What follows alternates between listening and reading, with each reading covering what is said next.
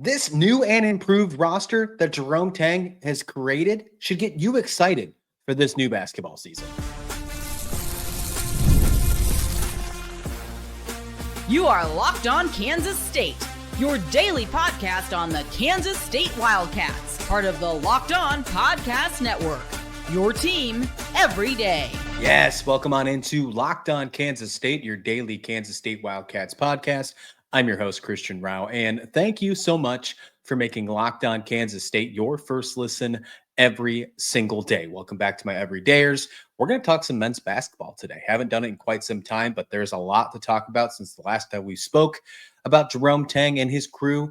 And the more that I sit back and watch this start to unfold, the more excited I get. And I'm excited to share those thoughts with you today. Before we do that, though, today's episode is brought to you by Game Time. Download the Game Time app, create an account, and use code LOCKDOWNCollege for $20 off your first purchase. I want to tell you why the fit's the formula for this new men's basketball team and why maybe that's okay. Maybe we don't have to have the Houston model, and maybe this new way of going on with the Kansas State model that is appearing to hopefully be built is in the right direction. Then non-conference schedule, of course, was released. We're going to talk about our thoughts there. And then some names to know early, some first impressions I'm starting to hear, some chatter. And then are we done yet? Is this roster completely built? Sounds like that might not be the case. So a lot to talk about as we continue on this Locked On Kansas State, bringing you coverage every single day, folks. So hit that subscribe button, rate, listen, like, whatever the case may be, wherever you're listening or watching. And I thank you so much for doing that. Let's dig right in, because I think this is going to be one of those episodes that could run long. So let's not make that happen. This transfer class is going to be exciting. The more that I pay attention to it, the more that I start reading and watching videos and looking at some of the scouting reports and some of the past games, I'm getting more excited about this season upcoming. And we still got some time. I mean, heck, we haven't even got to the football season yet. And I'm getting excited about what Jerome Tang and the rest of his staff, Matt Driscoll, Bill Peterson, have in front of them. It's really, really exciting. And I think this new transfer class, and just maybe call it the newcomers, because I guess I don't know if you really consider international talent transfers, but I think these newcomers that are going to be led by PJ Haggerty, of course, and Andrej Kostic. If you've been on social media over the past couple of days, you saw the first impressions of Andrej Kostic and what we were seeing him at Kansas State. And man, he looks good. I think he's going to be a guy that makes potentially an immediate impact for Kansas State right off the bat. I would not be shocked if we see him in the starting lineup right away in those non-conference games that we get early in the season. And that sounds good to me. It sounds super exciting. October 31st, the first expedition game. We'll get into that in just a moment. But that tenure, that class, that newcomer class, full of a couple international products, full of a couple MAC player of the years, defensive players of the years, a guy that was raining threes in his conference, and of course, PJ Haggerty, who was, I believe, third in scoring in the country. It's excitement. It's a lot of offensive firepower. And maybe that's the right move. Maybe, dare I say, Jerome Tang outdid himself. Maybe that's the move here. Maybe that's the right thing to say, that he actually outdid himself in the portal and through international play. He grabbed what was obvious a weakness for Kansas State last year, and it was offense. It was them not clicking. You thought the talent was there, but they couldn't put enough points on the scoreboard to win the game. Now you bring in enough players that maybe the biggest problem might be not getting them the ball enough. And that could be a problem, don't get me wrong, because one issue that we had last year was obviously a culture fit. And if there is some sort of issue where a certain player doesn't feel like they're getting the ball enough and they're more worried about me instead of team, then a culture fit could easily be an issue yet again this coming season. I think you have lessons learned. The PowerPoint's probably already drawn, and you probably make sure that doesn't happen. And you do everything you can to make sure this team is built and ready to go for the non-conference, something that was not happening last year. So to me, I think the fit is the formula. When you look at Kostic, you look at Repeat, Johnson's, plural, PJ Haggerty, Bashir, all of those transfers, which of course you had to go get because other players are leaving the program. Now I'm starting to think that initially, my initial thoughts were, if you remember, this is quite some time ago since we talked basketball, my initial thoughts were this team is not as talented as what we just had last season, but I think they fit the model more. Now I'm starting to come around on the talent part. I am completely on board with the fit. I think the fit is there, and I am solidified with this. These players fit this team, especially if the keys are handed off to Coach Driscoll for the offense.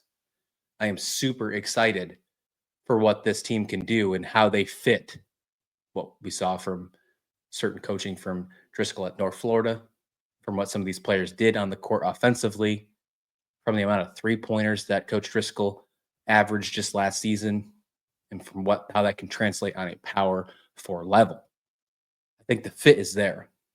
And the more that I continue to watch some highlights and not just watching ESPN box scores before having a conversation with you about a certain transfer, the more I dig into it, the more I see people posting about some of these young international talents doing things at practice or doing things in international tournaments, and I'm getting a glimpse of that. I think the talent's right there. And it might be at par or maybe slightly even above what we had last season. If we get the talent to even if it is below what we were last year, but the fit is there, and most importantly, the culture is strong, there is no doubt in my mind, folks, that this team is not only a team that makes it back to the dance this coming season for the first time since the Elite 8 year, only for the second time in the Jerome Tang era, but they're Big 12 contenders. And I know usually you think the other way around, right? We're in this football mindset where Big 12 and then college football playoffs. No, being a Big 12 contender means you're a lot better than just someone making the field of 68. I'm talking top 3, top 4 in the Big 12. If all things go right, culture's on point, fits there, talent reaches the expectations. That's it. The assumed expectations. And what we have had over the last couple seasons, dare I say those expectations are not as high as once they were, which might be a good thing for this roster. Could be. I think we had a lot of lessons learned last year when it came to starting off weak in the non-conference, the peaks and valleys in conference play, the press conference blunders, the off-court issues, the dismissals, the issues with Buddy Rich and not addressing it at the podiums, the social media things with Coleman Hawkins. A lot of things went south. And there was a moment just weeks before selection that Kansas State was in it. If you can find a way to just get rid of all of that, get rid of those distractions, and focus on basketball and become a unified team with this roster. Oh, and for the way, probably improve on defense just slightly a little bit. That might be important too. You're in the dance and you're competing at the top of the Big 12. No doubt in my mind. No doubt in my mind. So how come I've came all the way from in May talking about Jerome Tang is easily on the hot seat, and if he doesn't make the dance, then no buyout's gonna hold him? For the record, I still feel that way, actually. But the more I see this portal class, new coming class come in, the more excited I feel about how they can compete against the other teams in this conference. And I like the non-conference schedule that was selected and picked for Kansas State. We're going to talk about that next, plus a little bit more coaching rankings, so much more next, right here on Locked On Kansas State. But first, today's sponsor is Drip Drop. If you're trying to stay on top of your routine, or when I'm on top of my hydration, I notice everything works better. My energy, my mood, my focus, even my skin, it just gets enough fluid every day, and it's always easy. That's why I've been loving Drip Drop. I have been using Drip Drop for the past 2 weeks now, and I really enjoy it. I drink it every morning before I get my coffee. It's like a new morning routine for me. I really like the orange flavor. I got the lemon, watermelon, berry. It came in a variety pack. I really enjoy it, but it's a doctor developed and scientifically proven for fast hydration. It uses perfect balance of sodium electrolytes and glucose to help your body absorb fluids quickly, delivering 3 times the electrolytes and half the sugar of leading sports drinks. I've noticed a difference, to be completely honest, having those electrolytes early.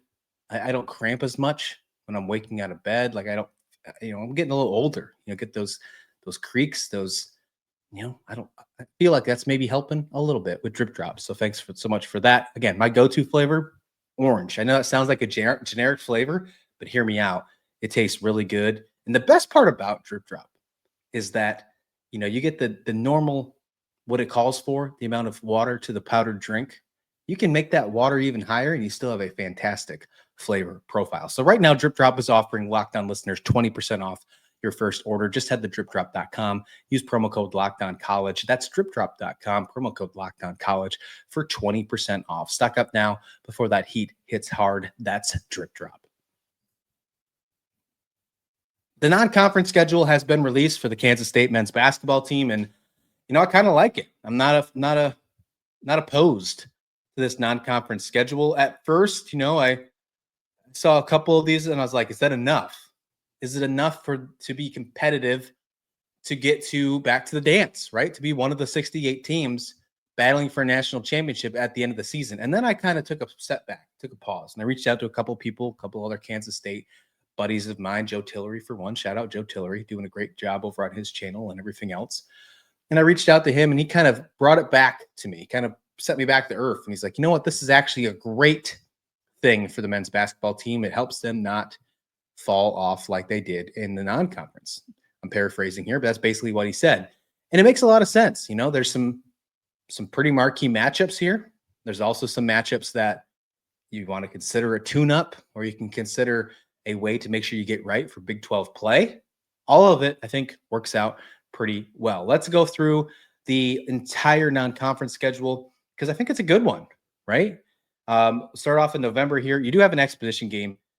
You do have one early, and we don't have to really talk about that too much, but there is one at the end of October, the 31st against Newman. And then you have some other ones, and then you start actual season play on November 4th. UNC Greensboro in Manhattan, November 4th. Then on the 8th, you play Bellarmine. Then you have Cal in Manhattan on November 13th, and Tulsa in Manhattan on November 17th. So if you don't count the exhibition here, you got 4 straight home games to start the season. Then you go to a little tournament in Kansas City and you play Mississippi State, and then either Nebraska or New Mexico. And Mississippi State is an interesting one. That's where Chor transferred to after being dismissed from the team last year.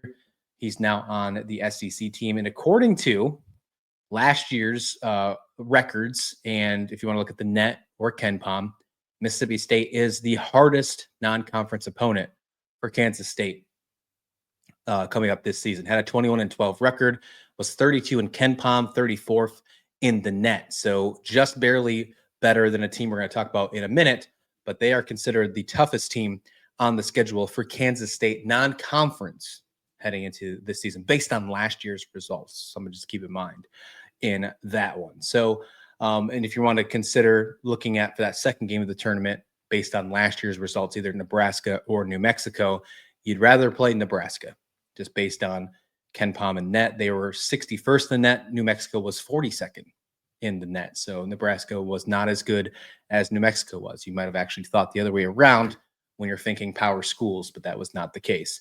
Then you head on the road for the first time to Assembly Hall, to Indiana. And that's always a tough one. They have a great crowd, great basketball atmosphere, and Indiana's a great team. They're always a good school. They've probably underperformed over the last couple seasons, but they're still a really good team. So that's something to keep in mind. And of course, they had a new coach that's not any stranger to Kansas State, former West Virginia coach DeVries with Indiana. So that's going to be an interesting game. And that's truly their first road game because that tournament again at T-Mobile Arena in Kansas City. Then you're back to Bramlage for 3 straight games. Bowling Green, Seton Hall, Mississippi Valley. Mississippi Valley is one of the worst teams in college basketball, but probably one of the best social medias. If you've seen that, that's some pretty funny stuff. So there'll be some really funny things probably popping up on socials during that couple days span when they're playing. But then you head back on the road to another tough game, and that's one's against Creighton. And this is just shy of Mississippi State when it looks at the net and Ken Pom as the toughest opponent. And I would probably even consider them the toughest opponent since you're playing in their stadium, in their home court. And they're 37th in net or 35th in Ken Pom from last year, finished the season 25-11. I think Creighton is probably going to be the toughest matchup, or Indiana, when the season is all said and done before you're heading into Big 12 play. Then you finish non-conference back in Manhattan against South Dakota and ULM, Louisiana Monroe. So this is a doable non-conference. This is a very doable non-conference schedule, which, hey, I like. You know, when you look at what happened last year, things fell off. Things didn't work out. You went to a tropical island and you fell a game.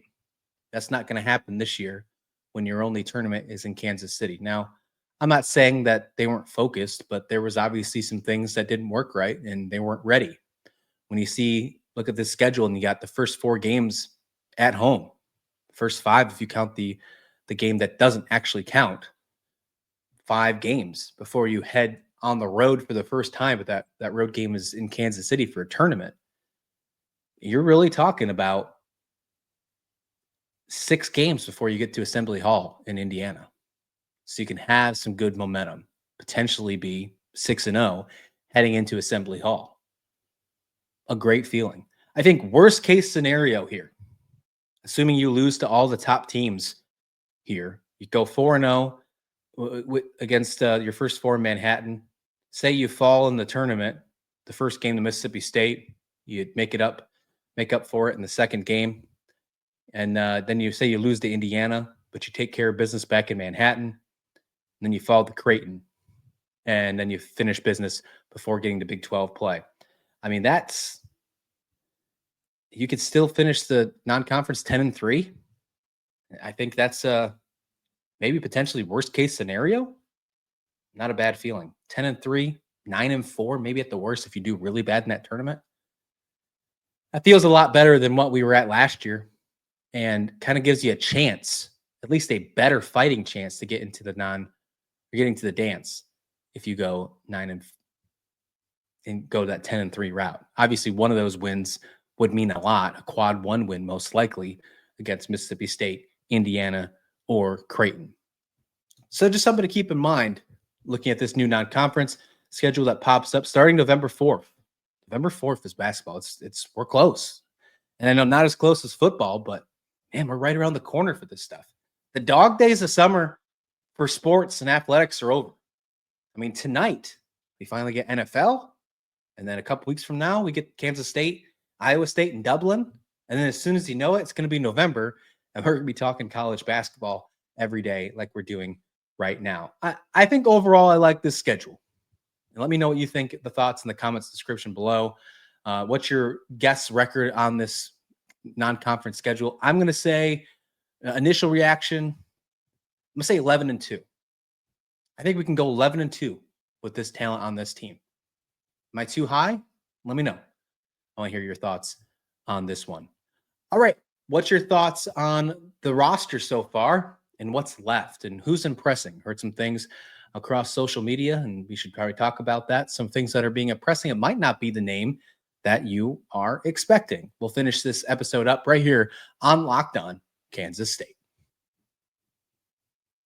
Well, we've all been there. Logging on early, waiting forever for concert tickets to go on sale, only to lose your spot for a show you've been dying to see. Live music should be about making memories, not dealing with the stress of ticket shopping. That's where Game Time comes in. Game Time makes getting concert tickets faster and easier than ever. prices actually drop as it gets closer to the showtime, sometimes more than 60% or up to 60% with those killer last minute deals. If you're tired of endlessly scrolling, well, Game Time has these zone deals, picks, best seats, you name it. I mean, I don't get tickets anywhere else other than using Game Time. And you should too. Take the guesswork out of buying concert and show tickets with Game Time. Download the Game Time app, create an account, use code LOCKEDONCollege for $20 off your first purchase. Terms do apply. But again, create an account and use code LOCKEDONCollege. You're going to get $20 off your first purchase. Download that Game Time app today. Lowest tickets, last minute tickets, lowest price, guaranteed. Well, the season is underway, kind of, for the men's basketball team. We're starting to see some practice. We're starting to see some people in the gym. We're starting to get some social media excitement from the basketball squad. We're getting some of the international guys coming in safely, thankfully. There's just a lot of things to be excited about for the men's basketball team heading into August. How's that feel, right? After the last couple seasons of not feeling great and not having a good season last year, very underperformed season, I feel like you're kind of getting, I don't know if it's just the football season coming up or whatever it is, but I got this feeling that the momentum is starting to pick up for Jerome Tang and his crew. There's some ideas behind the fact that they might not be done either, which is exciting to hear. Hopefully that's the case. And there's some ideas that potentially a big man might be coming over from the international ranks as well. There's a report that Dorin Buca, a Romanian-Italian basketball player, 7'1", big guy, a 7'1" center, is potentially going to be joining Kansas State. Now, it sounds like they're just kind of just waiting for all the things to get in order. That's what some of the reports are starting to say. We'll see if that actually happens. We got to remember with some of these other international products, when it comes to Rapik and Kostic, it kind of happened. It just happened. They posted that they were heading over, and then they headed over. There wasn't one of those crazy, transfer portal signings that we get in the offseason. So something to keep an eye on. They do need another big man. That is something that Buca could obviously take care of. We'll see in the future what goes on with Tyreek Smith. We still don't know if he's going to get the waiver. That is yet to be determined. I mean, both would be great, but we'll see what goes on with Buca. There's reports that, of course, PJ Haggerty, Kostic, all that stuff, exciting names popping up. Nate Johnson, of course, MAC Player of the Year, Defensive Player of the Year. But starting to hear some rumbles that Bashir is looking good. Starting to hear that he's doing some shooting, some notable praise. Kind of cool. Kind of coming around the same time in the offseason, if you want to compare it to the football side, where we started hearing really, really good things about George Fitzpatrick in the spring. Starting to hear good things about Bashir in the fall, heading into basketball. So if you want to kind of put it in comparison, that's where it's going. So Bashir could be one of those guys. Obviously a great three-point shooter, put up a lot of threes, not afraid to shoot the ball. He's on point. Obviously losing your three-point sharpshooter, Brennan Hawson, to Iowa last year, or in the portal, you're going to need somebody to fill those shoes. And Coach Driscoll is not afraid to let that fly.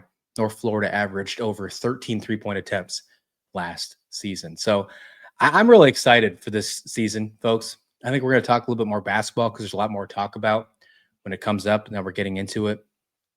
Obviously, the football season's right around the corner. We got some women's basketball stuff to talk about as well. We got some a former WNBA draft pick heading to Manhattan. Coach Mitty is absolutely cooking. Got some former K-State players doing some great things on 3-on-3. I want to talk about, and Serena Sandell.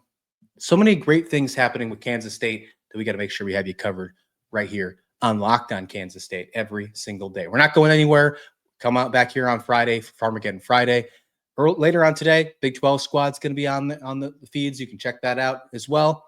And then after Farmageddon on Friday, stick around because we're bringing stuff to you on the weekends as well. Be sure to tune in either on YouTube or wherever you're listening in audio form. Shout out to everybody who's watching on or listening on Apple Podcasts. I see that over 55% of you listening in audio do it on Apple Podcasts. Really appreciate that. If you are on Apple Podcasts, do me a favor. Scroll on down to the bottom of that Locked On Kansas State and give that 5 stars and potentially leave a review as well. I'd greatly appreciate that. Please like the video. Please subscribe. And this has been Locked On Kansas State.